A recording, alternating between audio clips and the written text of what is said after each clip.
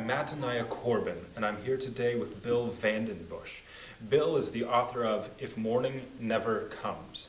Bill, welcome. Thank you, Matt. Really nice to be here. Thanks for coming.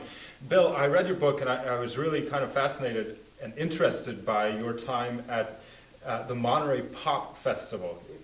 Tell me about that. Oh, that was maybe one of the most exciting times in my life. I've had many exciting times, but Monterey was, it was the summer of '67. It was the summer of love.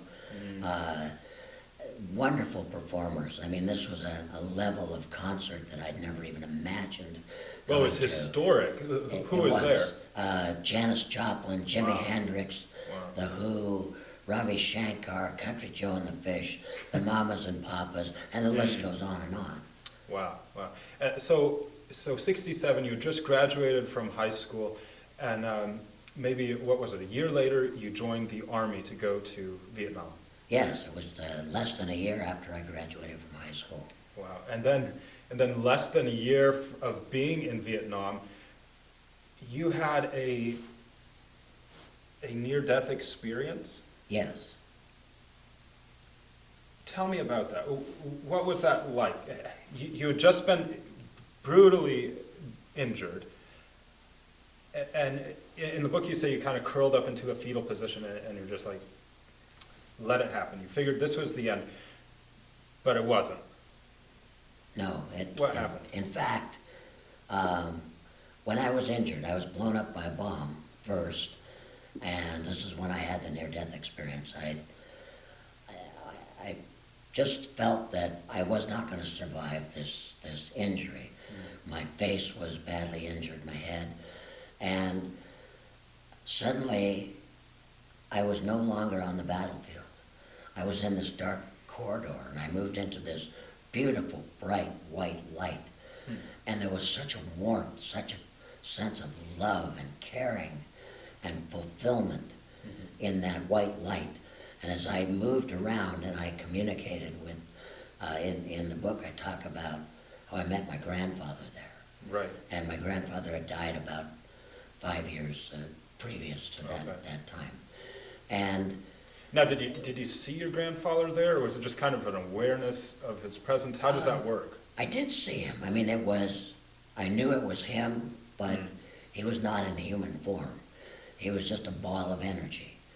And as were all the other beings there. They were just energy.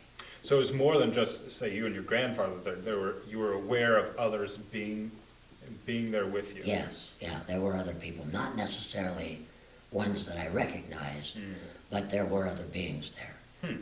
Okay.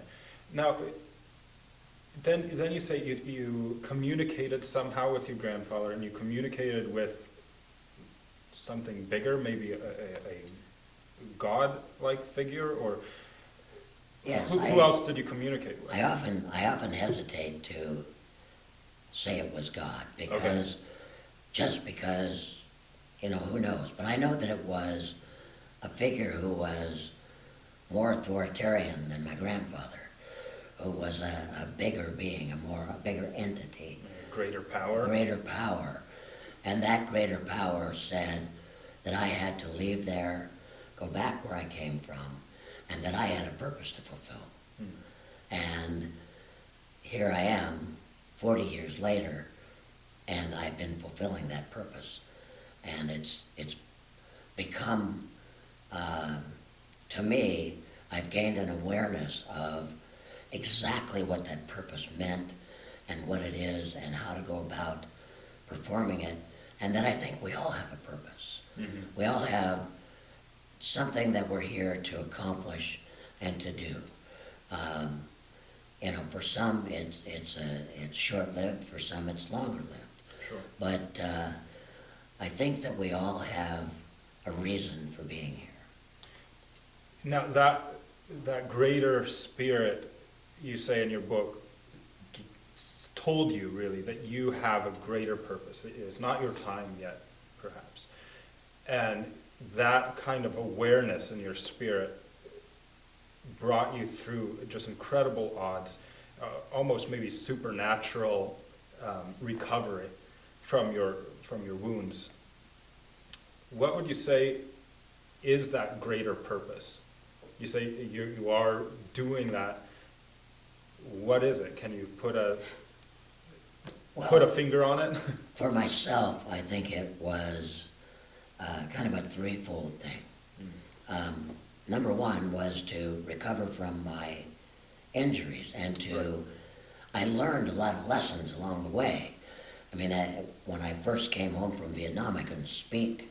I was hospitalized, and I was not even expected to live.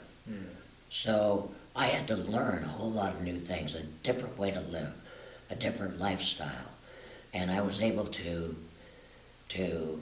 learn from that lifestyle, learn from that about what it is to have spirituality and how to make it work in your life and how to recognize it. That was my first purpose, was to recognize that spirit in my life. Okay. My second purpose, or maybe my second step in fulfilling this purpose, was to begin to teach others, to reach out, to help other people. The Spirit kept whispering to me to talk to people, to tell people about what I know. So I went through, I had a career as a counselor, and I also began to do some public speaking and to reach out and tell people about this. As part of your fulfilling this greater purpose. Fulfilling this greater purpose. The third purpose was to broaden this base of knowledge, to broaden getting the message out to a bigger audience. The Spirit that guided me insisted that I write this book, basically. I mean, it came from people. People would come up to me and say, "This is a wonderful story, you need to write a book." The message, write a book, came to me over and over and over again. Yeah. And you had never written a book. I had never written a book. In fact, one of the things that I was criticized for in college was my terrible writing skills. Right, and you write in the book about how at the war you just hated writing letters. You wouldn't even write letters. You would write one and then carbon paper copy and send them all off. Yeah, I would write carbon copies of my letters so I didn't have to write more than one. Wow. And writing was never my forte. And yet, once it became time to write, I was able to learn to be a good writer, and I was able to write this book and put it all down in words.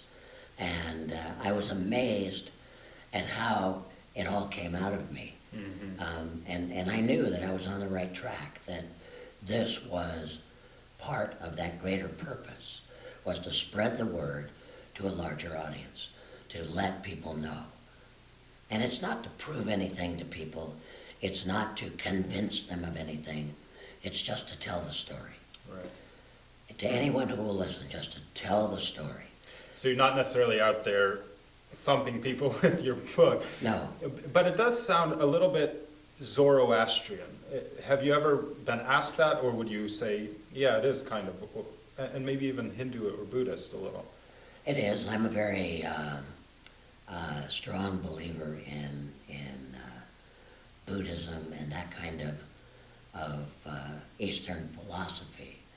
I think that I've studied a lot of the philosophies and religions of the world, and I find that none of them are vastly different. In other words, they all have kind of a common thread.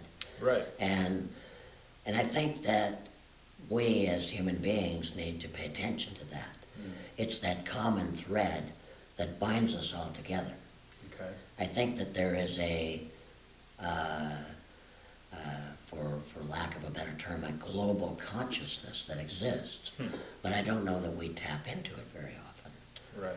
And I think that hopefully that people will read this book and that they will not just learn about me, but learn about themselves. Absolutely. I wrote this book not so that people would learn about just my experience, but that it would tap into who they are and to help them to find their way, find their spirit, find some peace and fulfillment in life, and to realize that the source of fulfillment, the source of happiness is always there.